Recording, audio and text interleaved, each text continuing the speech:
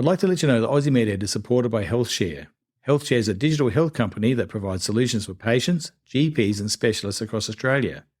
Two of HealthShare products are Better Consult, a pre-consultation questionnaire that allows GPs to know a patient's agenda before the consult begins, as well as HealthShare's Specialist Referrals Directory, a specialist and allied health directory helping GPs find the right specialist.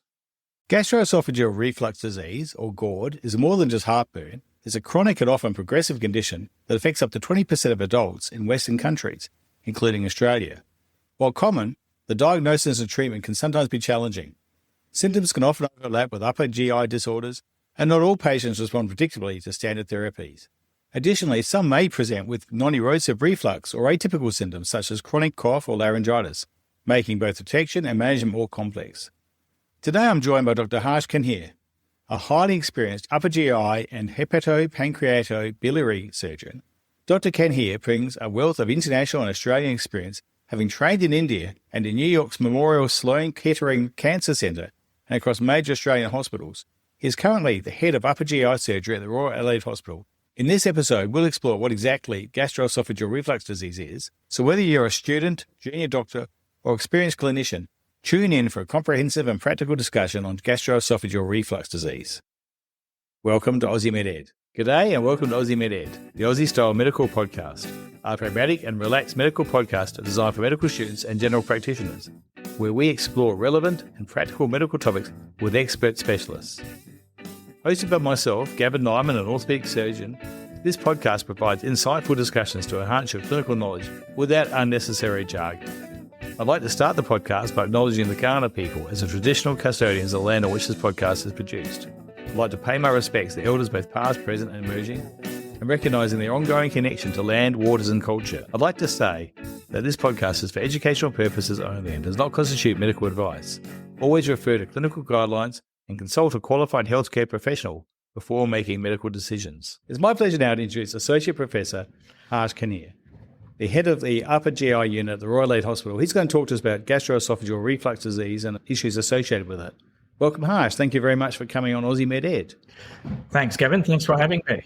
Pleasure. It's great to have you here to hear about this really important condition. I believe it affects about 20% of those in Australia. And perhaps you can tell us exactly what is gastroesophageal reflux disease and how it differs from occasional reflux. Yeah, so 20% is a ruled estimate that affects Australian population. When we say someone's got reflux disease, we really talk about acid from the stomach regurgitating or refluxing back into the esophagus. Mainly affects the lower esophagus, but sometimes can go quite high into the esophagus as well, from a symptomatology point of view. We all know that we all occasionally get the heartburn when we've had hot, spicy food or done something that we shouldn't do from a eating or drinking point of view.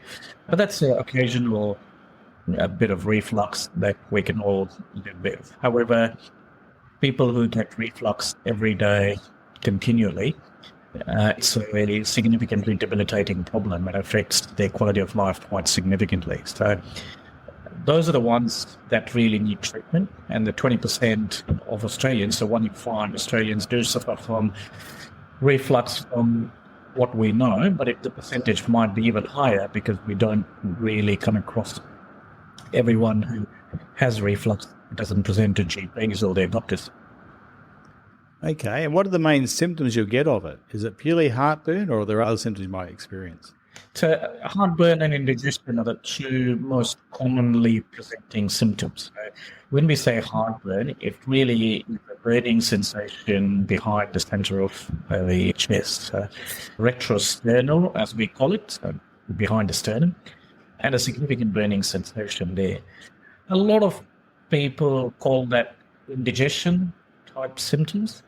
So when you ask patients what exactly they mean by indigestion and drill it down, they will say, they get burning sensation in the chest. Yeah, that's the most important symptom. However, some people do get non-acid reflux. There's fluid and food that regurgitates from the stomach up into the esophagus, and that's seen many times in people who have hiatus hernias and in recumbent position. That's another quite common symptom that's experienced by people with reflux. The atypical symptoms, ones that are not categorically related to reflux, but they have association, are respiratory symptoms, chronic cough, people having dry, hacking cough, related to reflux, but not quite because of reflux many times. Some people can complain about sinusitis, ENT symptoms, but those are the main typical symptoms of reflux. At times, because of acid, people may get rhinophagia or esophageal spasm, so a significant amount of chest pain might be with the other symptoms. What we do see is sometimes in large hiatus hernias that people have reflux, but a couple of unrecognized symptoms of those large hiatus hernias are shortness of breath and iron deficiency anemia. So those two are also quite commonly seen in people who have large hiatus hernias. And there's various reasons for that, which we might touch on in the pathophysiology of those. Obviously, retrosternal chest pain always makes you concerned about something like a cardiac event. What other conditions can look like it, and how can you differentiate between a cardiac event and esophagitis or reflux? Okay. Most commonly, rather than pain, it is a burning sensation in the retrosternal area. And people at times do confuse it with cardiac pain, and certainly cardiac pain is one of the differentials of reflux. Typically with reflux, the pain doesn't get referred to the left shoulder or down the left arm or anything of that sort.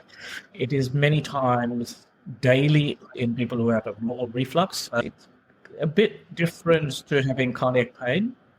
Having said that, we do need to differentiate it from cardiac pain and do all the investigations to make sure it's not of cardiac origin.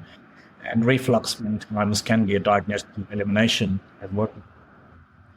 So what other conditions could look like reflux then in that scenario? Gastritis. Gastritis usually is an acute condition, but they do present with similar symptoms.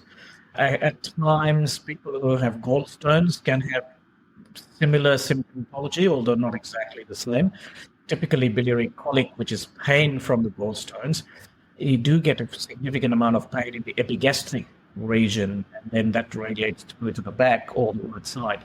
But that epigastric pain can sometimes mimic reflux-type symptoms. So those are mainly the symptoms. Okay, so gastritis is something that most of us would experience after maybe having a big night out and a bit of alcohol? Yeah, pretty much. And gastritis, on the contrary, we see a lot of patients diagnosed with gastritis who present to emergency department. Gastritis doesn't actually cause a lot of pain. It does cause a fair bit of nausea, vomiting, reflux type symptoms, heartburn, burning sensation in the epigastric. So yeah, it does mimic. You're right. It's usually associated with a big night out or something of that sort. What are the main risk factors for developing reflux then, Harsh? Are there particular things we need to watch out for? Look, the clear factors that we know of are smoking, caffeine intake, weight. So obesity definitely is related to significant reflux disease.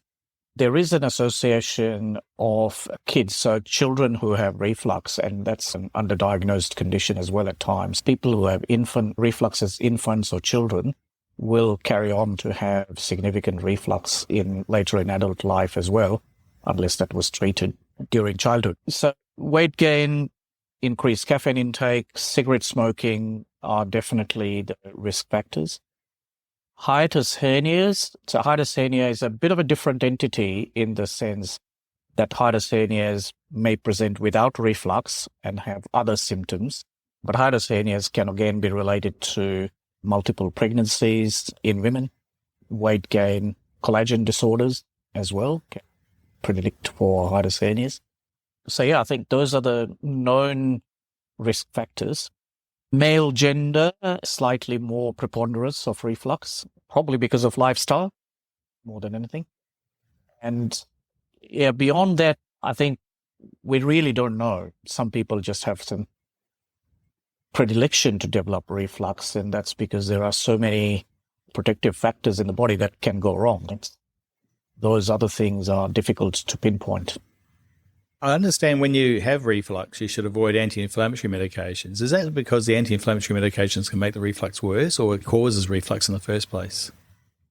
Not so much that they cause reflux, but they do increase acid production and reduce the protection of the mucosa from the acid that's produced. They don't per se cause reflux, but it's this indirect action on the prostaglandin inhibition that causes increased acids and the effects of acid from the stomach.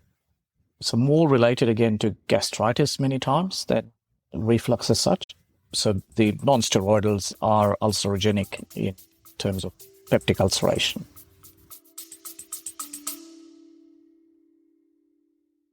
I'd like to let you know that Aussie MedEd is sponsored by Avant, Medical Legal Indemnity Insurance. They tell me they offer holistic support to help the doctor practice safely and believe they have extensive cover that's continually evolving to meet your needs in the ever-changing regulatory environment. They have a specialist medical indemnity team located here in Australia and have access to medical legal experts 24/7 in emergencies.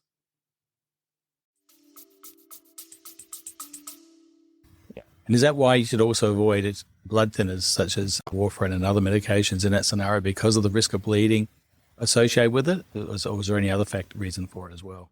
Look, we are not all that concerned in people who have mild reflux esophagitis with being on anticoagulants. And just going back to what I said earlier, with large hiatus hernias, there is a risk of iron deficiency anemia. And sometimes these people develop what's called as Cameron's erosions or Cameron's ulcers. These are basically ulcers which are formed in the stomach, where the stomach is indented by the diaphragmatic crura. And they're more vascular insufficiency kind of lesions than acid-related, but these can bleed, and they can bleed quite a bit. And that's where we are a bit concerned about people being on anticoagulants, aspirin. Aspirin by itself is a little bit of a problem in people who have reflux because it has that non-steroidal property to an extent. That's why we are a bit cautious with using aspirin. Sometimes we actually change over from aspirin to clopidogrel or something non-gastritis produce type medication. What about the hiatus hernia then? How does that actually cause the reflux? Does it just affect the sphincter at the bottom end of the esophagus, or is there other reasons for it as well? So I'll just go to what prevents reflux from occurring in the first place in normal adults. So there are protective mechanisms. So essentially the epithelium of the esophagus is not really equipped to deal with any acid coming up from the stomach. So the esophagus has a squamous epithelium. Stomach has a columnar type epithelium with goblet cells that secrete mucin that protects against the acid, which is not there in the esophagus. So there need to be some protection or protective measures for this acid to not come up into the esophagus. And the first and foremost is the lower esophageal sphincter. So the lower esophageal sphincter is basically a thickened, smooth muscle at the bottom end of the esophagus, which naturally opens up when the food is peristalsing through, but snaps shut, so to speak, if anything from the stomach wants to come back up into the esophagus. This lower esophageal sphincter is normally entirely intra-abdominal. So this is in the abdominal portion of the esophagus. The other protective mechanisms are what's called as a phrenoesophageal ligament, which binds the esophagus, stomach, and the diaphragm together and keeps it in one place and avoids movement of the esophagus. Being in the abdominal portion, so the lower 4 or 5 centimeters of the esophagus are in the abdomen. And that means it's in a positive pressure area. So things from the stomach are not allowed to reflux up so much. When there is a hiatus hernia, essentially we're talking about a situation where part of the stomach has migrated up into the posterior mediastinum. There's 2 types of hiatus hernias, sliding and rolling. Typically, with either of these, you do get reflux symptoms. But with the sliding type hiatus hernias, the gastroesophageal junction actually migrates up into the mediastinum. And as it goes into the mediastinum, it's then exposed to a negative pressure zone, because every time we breathe in and out, there is negative pressure in the chest. And that renders the lower esophageal sphincter quite ineffective, and it can't snap shut. And that's what predominantly causes the acid reflux, or allows the acid to come up into the esophagus. When there is a rolling type hiatus hernia, the gastroesophageal junction might still be below the diaphragm, but the fundus of the stomach rolls up by the side of that into the chest. And again, the diaphragmatic hiatus is widened, and that stomach sitting next to the gastroesophageal junction again makes the lower esophageal sphincter go ineffective, and it again doesn't work. So, and again, in those type of hiatus hernias, the other structural mechanisms are also disrupted. So the phrenogastric ligaments all get disrupted when there are large hiatus hernias, and they don't hold things in place. So that predisposes people to have a lot of reflux.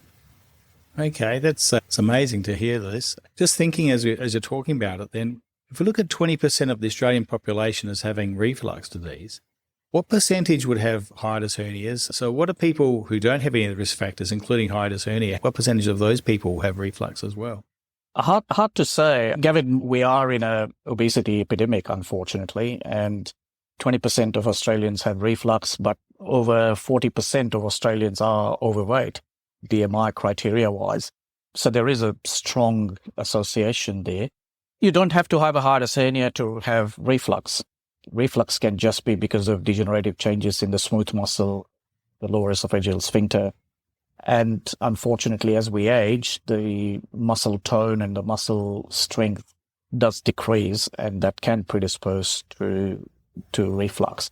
So you're right that all 20% don't have these known proven risk factors, but they do get reflux.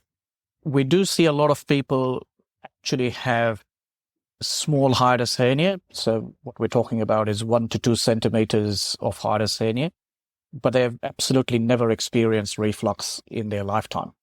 Those people we don't really need to do much about, apart from a baseline endoscopy, to rule out that there is no sort of silent reflux going on.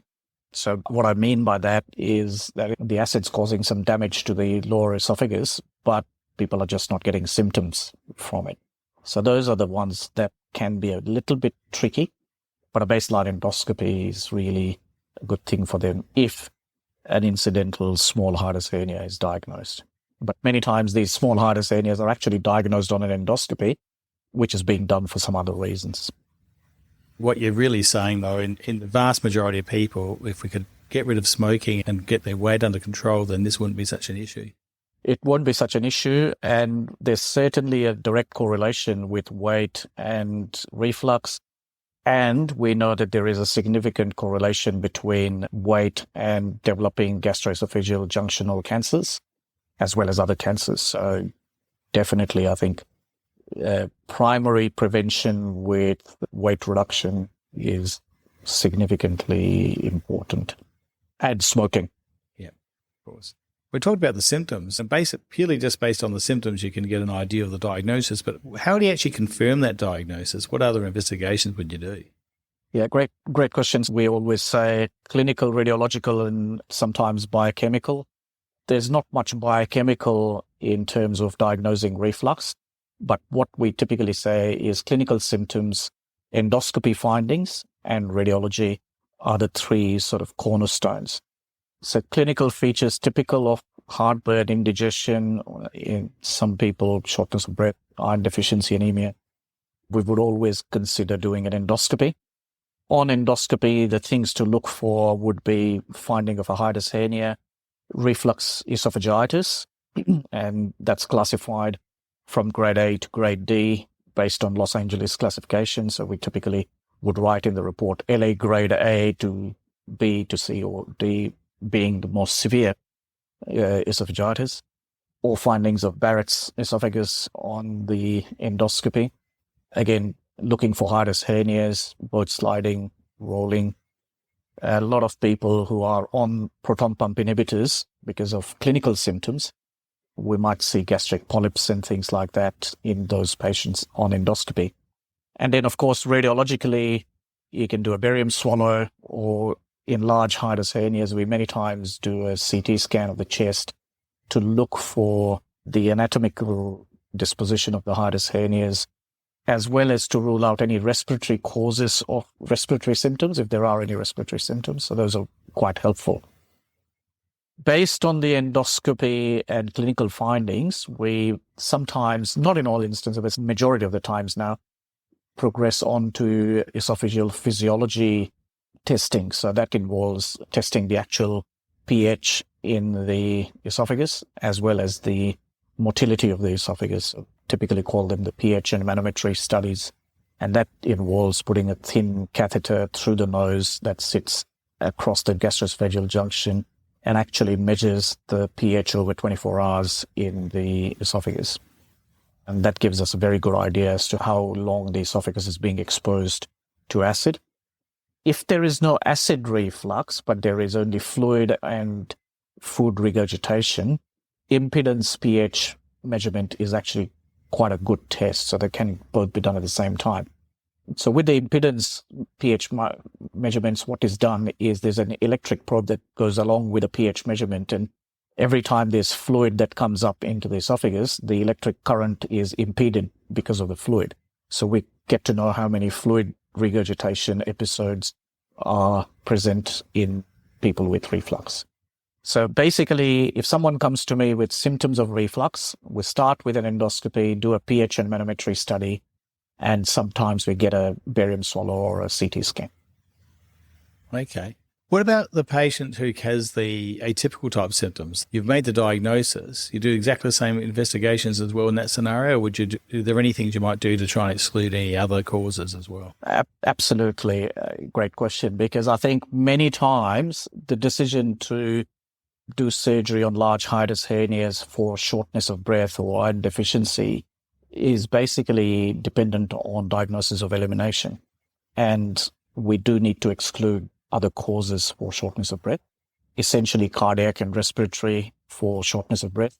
And iron deficiency anemias, again, we get a lot of people that actually get sent to us by hematologists who are investigating iron deficiency anemia and can't find the cause for iron deficiency anemia, but they get a CT scan, and on the CT scan, there's a large hiatus hernia. And sure enough, we do an endoscopy, we might find small erosions. So in those instances, both shortness of breath and iron deficiency anemia, what I can say is these are very under-recognized symptoms of hiatus hernias. They might not be the absolutely only cause for these symptoms, but they definitely contribute to these symptoms. And if there is no other significant cause found, then it's definitely worthwhile looking at operating and fixing the hiatus hernias. And just before we progress, you mentioned Barrett's esophagus. Perhaps you could just outline what that is, as well as also you mentioned also the use of proton pump inhibitors causing gastric polyps and why that was the case as well. Sure. Look, Barrett's esophagus is basically the body performing a protective mechanism to protect the lower end of the esophagus from the acid. And that's a fascinating change. So essentially, the squamous epithelium of the lower esophagus start changing over into a columnar type epithelium with intestinal type of mucosa to essentially try and protect against the acid that's constantly refluxing into the esophagus. So it is effectively a metaplastic change, which means obviously changing from one type of epithelium over to another type of epithelium. Now, unfortunately, despite the body being such a fascinating machine, so to speak, this change is not perfect. And that mucosa is quite unstable. And if Barrett's is then continuously again exposed to acid, then that goes through architectural disruptions and changes and goes on to forming low-grade dysplasia, progresses to high-grade dysplasia, and ultimately can progress to adenocarcinomas of the esophagus. Touching on your second question in terms of proton pump inhibitors causing gastric polyps, That's a well-known thing, and that's predominantly, I think, because they suppress the acid production, and that provides a negative feedback to the glands in the stomach to hypertrophy and start producing more and more gastrin, and that's what leads to multiple gastric polyps. And these polyps, many times, fundic gland polyps can be benign. Hyperplastic polyps can be benign. Gastric polyps, we're not too concerned about unless they are related to certain specific conditions. PPIs causing gastric polyps usually are not going to cause any major problems. Having said that, there is new evidence with H2 receptor blockers as well as some PPIs being linked to developing gastric cancers with high dosage over a long period of time. In fact, I think ranitidine has now been removed from the US FDA's list of medications because of that risk. Moving on to the treatment of gastroesophageal reflux disease. What are the first lines treatment? Obviously, you've implied stopping smoking and weight loss is important, and obviously other lifestyle factors. What about exercise? Is that part of it, or does that just help you lose weight? Look, I think it helps to lose weight. It helps to keep yourself in a good sort of physical as well as psychological condition, I think.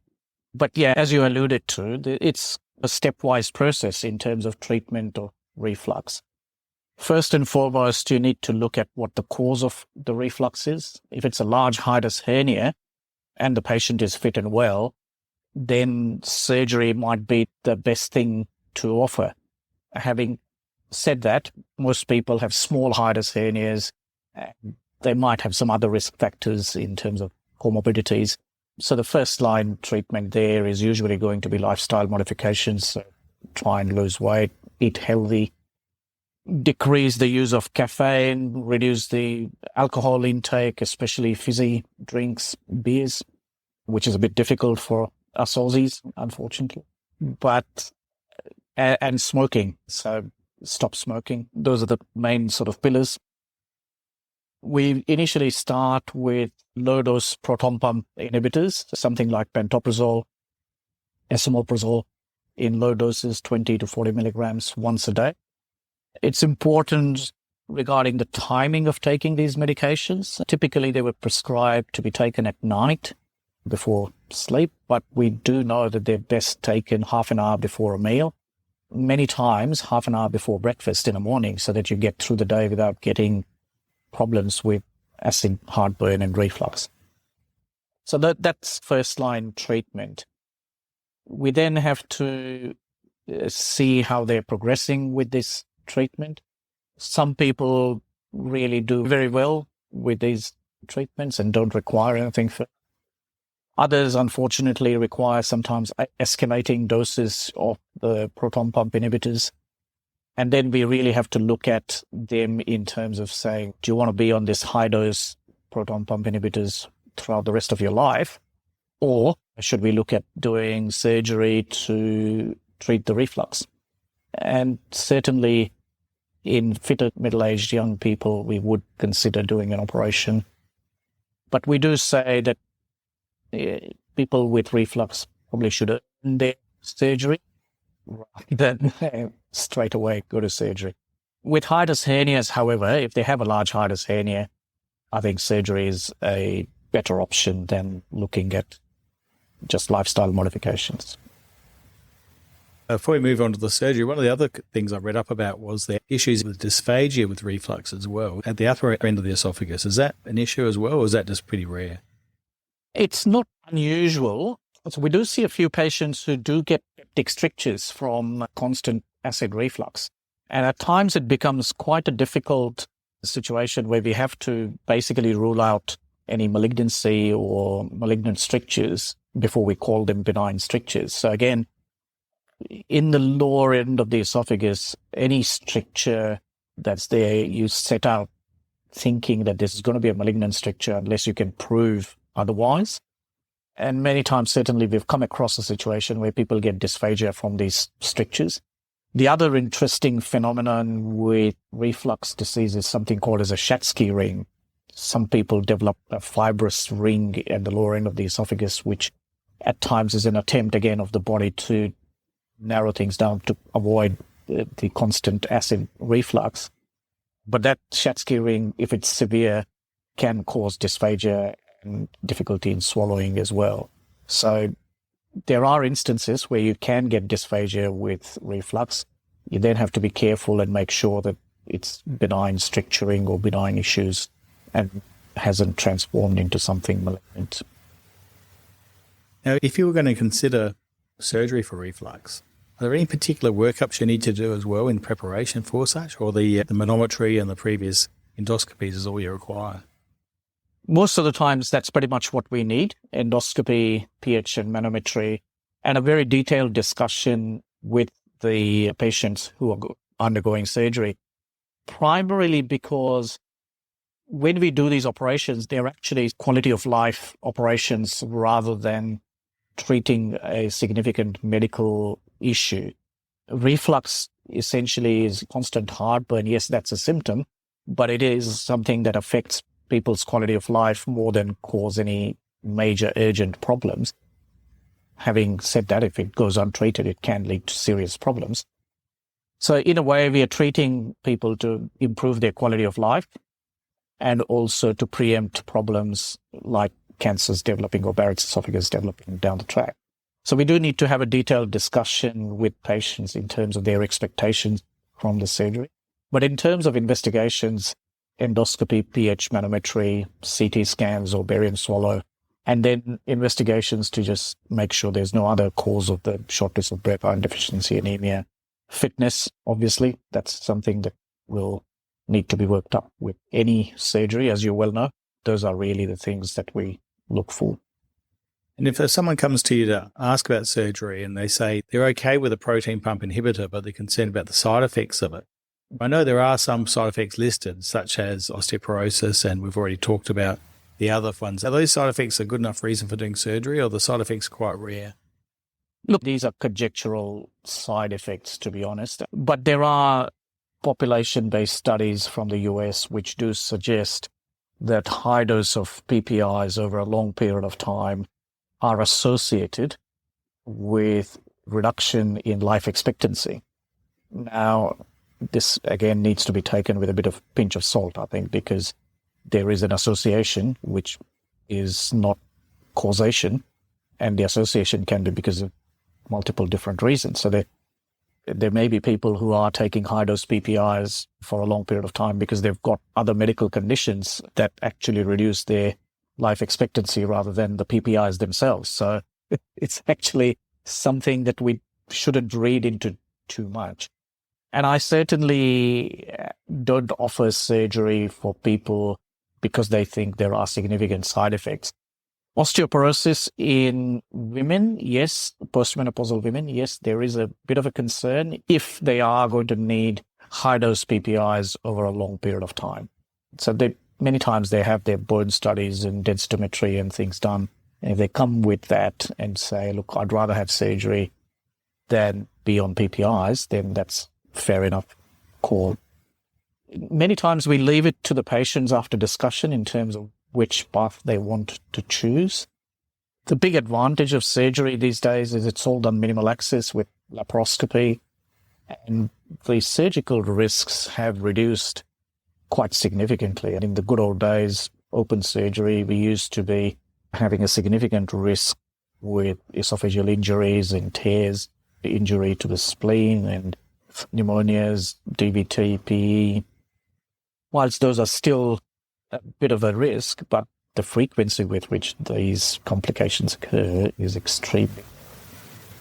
Laparoscopic surgeries that we do these days.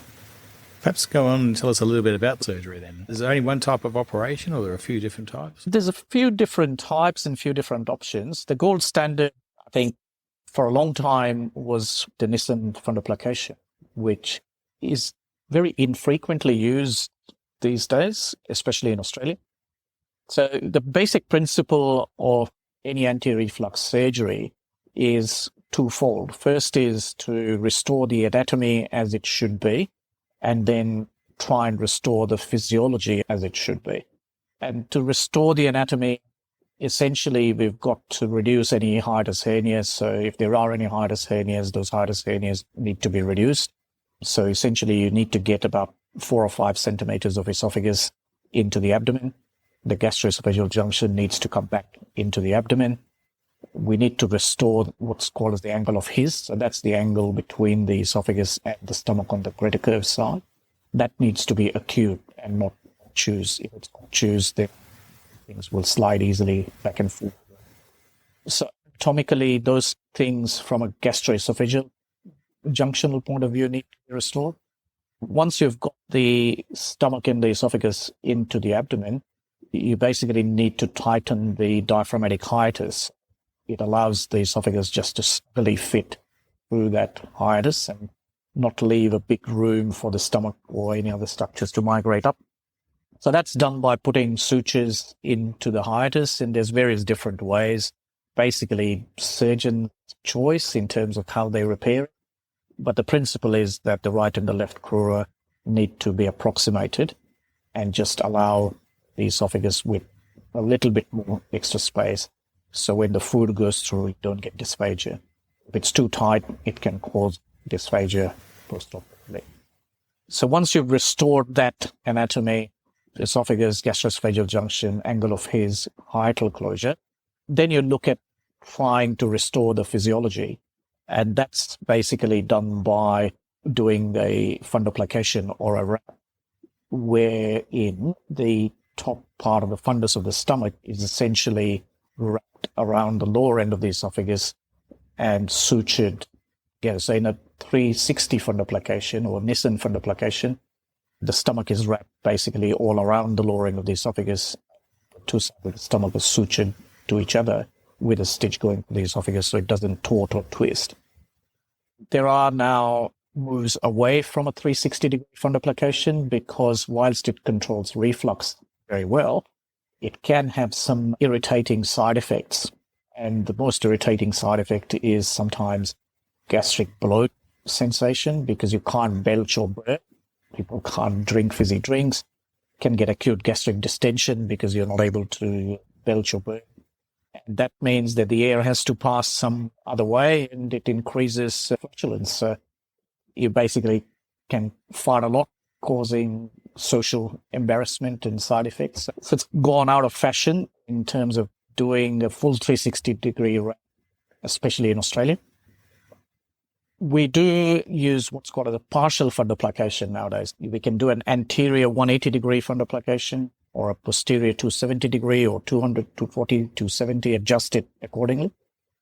Our default position many times is to do a posterior fundoplication. That again depends on the motility studies of the esophagus. If there is normal motility in the esophagus, you can get away by doing a higher degree of wrap. If the motility has been affected because of acid reflux and it's weak, and the esophagus is basically not peristalsing as well, you don't want to create a really high pressure zone at the bottom end of the esophagus. Otherwise, the food will not pass through and they get significant difficulty in swallowing type symptoms. So basically 3 types of fundoplication: anterior 180, a posterior partial, or a 360. Those are the 3 types of fundoplications. Quick question on that one. When you do wrap them around, obviously when I do a stabilization of a shoulder, we have to abrade the soft tissue to help it adhere to the bone when we tie it down. Do you need to do the same sort of thing when you wrap a part of the stomach around onto itself? Do you need to abrade the outside or external aspect to try and get it to stick? Look, what we do at times is put sutures through the stomach and into the diaphragmatic crura to hold it in place. When we do a fundoplication, we do take sutures going through the esophagus. So stomach through the esophagus, through the stomach in a 360, or esophagus to the stomach in a posterior fundoplication. Anterior fundoplication, you would do stomach, wall of the esophagus, and onto the crura. And that basically holds everything in place. You don't need to bolster it with other soft tissue or anything. That's what's required most of the time. It's probably just thinking as I was asking that question, actually, one of the issues with the abdominal surgery is a risk of adhesion. So probably the stomach and the abdominal cavity is actually greater risk of scarring than you get in the shoulder, for instance. There is, but with laparoscopic surgery, we know that the risk of adhesions is significantly reduced. With open operations, there's a pretty high risk. Laparoscopic surgery reduced quite. And that stabilizing stitch is sometimes required, not just to keep the stomach in place, but to prevent the torting of the esophagus around when the stomach wants to rotate. So yeah, that sometimes is done. You asked about types of surgery. So there have been other, what I would only say, experimental approaches to reflux. In the olden days, they used to use what's called as an angel cheek prosthesis, which was a prosthesis which was tied around the esophagus like a precursor of a lap band, to be honest. And that was supposed to prevent reflux. That's never used now, and we've seen complications from that. The LINX device is a magnetic beads which are interconnected and basically are placed with a laparoscopic approach around the gastroesophageal junction. And the principle behind that is when the food bolus is passing through, it expands the links between the magnets and allows the food to go through. But once the food has passed, the magnets come and stick to each other and form a ring, which prevents reflux. I've never done this. Can't really tell you about outcomes and results from that, to be honest. Fundoplication remains the gold standard. And currently, how long do a patient stay in after having a hiatus hernia repair? Yeah, look, open ones usually took about a week to even 10 days at times in hospital, and not just related to open surgery, but we're comparing different time eras as well. So this was standard of care over 20, 30 years ago. A lot of things have changed in medicine. But typically with a laparoscopic hiatus hernia repair, if they're large hiatus hernias, usually 2 nights in hospital. Small hiatus hernias, anti-reflux procedures only can be discharged the next day. It's overnight stay. We are actually trying to move towards doing these as day surgery procedures with small hiatus hernias and anti-reflux procedures with adequate support at home, obviously. So certainly things have come a long way from that big open laparotomy or even a thoracotomy to fix the hiatus hernias and then stay in hospital for 10 days to 2 weeks with all the attendant risks. What are the risks of the laparoscopic surgery then? You've talked about being maybe a bit tight, causing some dysphagia or issues with burping afterwards and passing wind that way. Is there any risk of the surgery in itself? Yeah, I mean, the risks are less than 1 to 2%. So when we talk to the patients as well, we go through the risks that are intraoperative, immediate postoperative, medium to short, long term. Immediate risks during the surgery, the most important risk, although quite infrequent, is an esophageal perforation or esophageal tear. So sometimes the hiatus hernias are very complex, especially if you're doing a redo hiatus hernia or a redo hiatus hernia. Lots of scarring around, sutures, things like does increase the risk of esophageal perforations and tear. Risk of injury to the spleen, so splenic tears causing significant bleeding. Bowel injury, any laparoscopic procedure with trocar placement, anything, there can be significant risk of bowel injury. So those are, from a surgical point of view, those are the important intraoperative complications. At times with hiatus hernia repairs, there can be a tear of the pleura, or typically, as we say, the pleura is breached on one side or the other side. That can cause pneumothorax or capnothorax. Intraoperative bleeding can occur. So those are the immediate sort of intraoperative risks involved with doing the surgery. Short term, in postoperative period, risk of dysphagia, increased flatulence. We do partial fundoplications, but even with those, there can sometimes be a little bit of that occurring. Most of the immediate or short-term postoperative complications are more related to medical issues. So chest infection, pneumonia, DVT, those kinds of things. At times, esophageal injury can manifest postoperatively. So typically in all large hiatus hernias, as well as recurrent hiatus hernias, postoperative day 1, we do a CT scan with oral contrast to just ensure that there's no leak from the esophagus. The repair is robust day 1 before we start on the diet. In the Medium to long term, the problems, especially with hiatus hernia, are recurrence of a hiatus hernia, recurrence of the symptoms of reflux. Gastroparesis or delayed gastric emptying is one of the problems, and that can occur in people who've had very large hiatus hernias, intrathoracic stomachs, called entire stomach sitting in the chest for a long period of time. The risk of recurrence is between 27 to 40% during your lifetime after surgery. So that's quite a high percentage. Most of those recurrences are quite small recurrences. They're not symptomatic, mostly radiologically diagnosed, and many times they don't need any treatment. So obviously patients are counselled about all these risks. In reality, how common are these risks and how successful is the procedure in itself in general for the average person? So if I went for surgery, what would you say the success rate would be for someone with a medium-sized hiatus hernia and with symptoms of reflux? So overall, the risks associated with hiatus hernia repair are extremely low these days with laparoscopic surgery. All of these risks of esophageal injury or splenic injury, I'd say less than 1%. The other risks are still within 2 to 5% real, which are extremely low complexity of surgery. In terms of the success rate, and given your example of medium-sized hiatus hernia with improving reflux, we would say that you'd get 100% benefit from hiatus hernia repairs and fundoplications. The durability of the symptom relief depends on how good you are in terms of maintaining your lifestyle and sticking to what's required. Unfortunately, not all of us are highly disciplined in terms of doing what needs to be done. But typically, a hiatus hernia repair for a medium to large hiatus hernia would last you at least 10 years, if not many times, it's a lifetime cure. You might need to occasionally take a proton pump inhibitor. So you go from someone who's got reflux continually to someone who's got an occasional bout of reflux, which can be easily managed by short-term medication.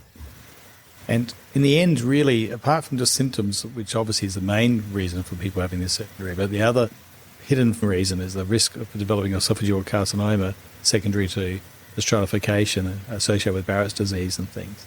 What's the chance of actually reducing the risk of Barrett's and reducing the risk of esophageal carcinoma from these sort of surgeries? That's a difficult one and a very good question, Gavin, because essentially we really don't know what the baseline incidence of Barrett's esophagus is, because people with Barrett's might not have any symptoms and may never get an endoscopy. So we don't really know. But there have been studies done where in people with Barrett's who've had fundoplications or people who've not had fundoplications have been treated with PPIs. And both seem to be effective in reducing the progression of Barrett's esophagus. Do they actually reverse the process?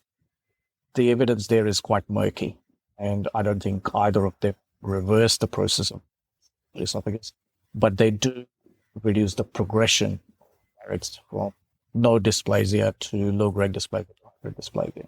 So that progression is significantly controlled. In terms of your other query in terms of development of cancers, Barrett's is a precursor of esophageal adenocarcinomas. But what we do know is it goes through steps of Barrett's to low-grade dysplasia to high-grade dysplasia to in situ cancer to cancer. So even if we do an anti-reflux procedure in someone who's got Barrett's esophagus, they still need to be on a surveillance program with regular endoscopies to monitor that Barrett's esophagus. That can't be skipped. So we've got to be still ultra careful that they do get their routine endoscopies. In people who have no dysplasia, we can do endoscopies every couple of years. But nowadays, if someone has even low-grade dysplasia, we act on that, do an ablation of the Barrett's esophagus endoscopically. So those things we've got to continue. And does everyone who develops adenocarcinoma of the esophagus, would they have had Barrett's at some stage? I presume you may not know that because you may not have done an endoscope on them, but is it thought that they've all had it at some stage? That's exactly right. You can't get adenocarcinomas in squamous epithelium. So you've got to have some sort of glandular epithelium to produce adenocarcinomas. So if we're talking in terms of lower esophageal cancer, where there is squamous epithelium normally and there's adenocarcinoma, which is typically called as a Seward type 1 cancer, then there is logically got to be some Barrett's in the background to start with. But as you say, you can sometimes get cancers because we never know that they've had Barrett's before. And that area typically is difficult because we've got a junction between the squamous epithelium and columnar epithelium normally. So the gastroesophageal junction is where the squamous and columnar epithelia meet. So if you have a true junctional cancer, that might arise in the proximal stomach gastroesophageal region. It could still be an adenocarcinoma, which just creeps up into the esophagus. So the Seward type 1 cancers, which develop in the lower esophagus, I would say logically would have to have a Barrett's. But Seward type 2, which is a junctional cancer, or a Seward type 3, which is a proximal stomach cancer, they don't require to have Barrett's beforehand. They arise from columnar epithelium. And so in that scenario, it would have actually been another causative factor like a genetic mutation. No, not particularly. I think even in those cancers, so typically we call them as junctional cancers, very similar risk factors. And then finally, with the question about the use of PPIs working almost as well for someone with moderate hiatus hernia as opposed to having a hiatus hernia surgery. But the two different mechanisms, one's just reducing the acid in the reflux fluid, and the other one is actually reducing the reflux and obviously the acid which goes with the reflux, so you're not getting the reflux. But they work just as well in that scenario. So that implies that actually reflux itself with normal fluid won't cause any issues at all. It does. And we do operate on people who don't have acid reflux symptoms, but do have regurgitation and fluid reflux and vomiting symptoms. Although the PPIs are effective in controlling acid reflux, they don't control volume reflux, as we say, to that extent. They do control a bit of volume reflux because they suppress acid production, so the volume is naturally reduced, but you don't get complete relief from the volume reflux. So basically, when we say they're equally effective, they are equally effective in controlling the heartburn and indigestion symptoms. They're not the same with the fluid regurgitation, volume regurgitation, shortness of breath, iron deficiency, those things. So you've got to have that conversation with patients as well to explain the subtle differences there. Right. Where do you think things are heading for the future? What do you see on the horizon in your area?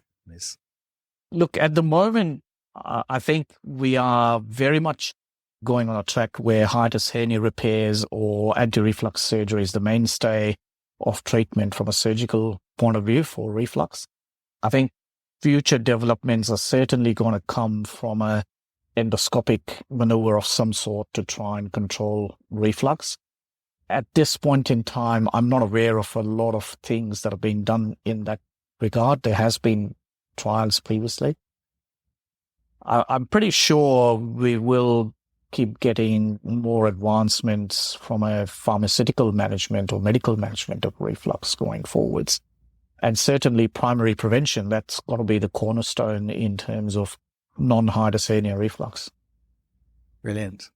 It's been fantastic hearing all about this, Harsh. It's been brilliant information and a huge area that affects many Australians. So thank you very much for your time today. Thank you very much. Thank you, Gavin. It's been a pleasure. Thanks for having me. It's been brilliant. Cheers. I'd like to remind you that all the information presented today is just one opinion and that there are numerous ways of treating all medical conditions. It's just general advice and may vary depending upon the region in which you are practicing or being treated. The information may not be appropriate for your situation or health condition, and you should always seek the advice from your health professionals in the area in which you live. Also, if you have any concerns about the information raised today, please speak to your GP or seek assistance from health organisations such as Lifeline in Australia. Thanks again for listening to the podcast, and please subscribe to the podcast for the next episode. Until then, please stay safe.